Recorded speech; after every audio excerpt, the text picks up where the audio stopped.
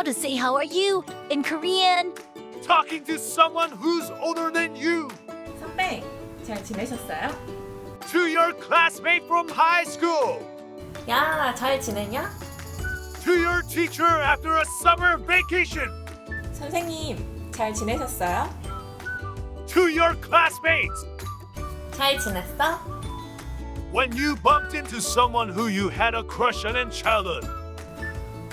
잘 지냈어요?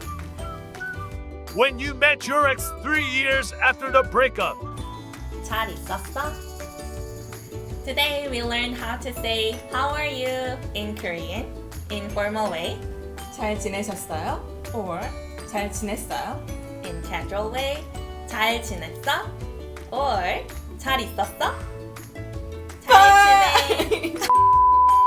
Please let us know how you're doing today by leaving a comment below. Bye guys!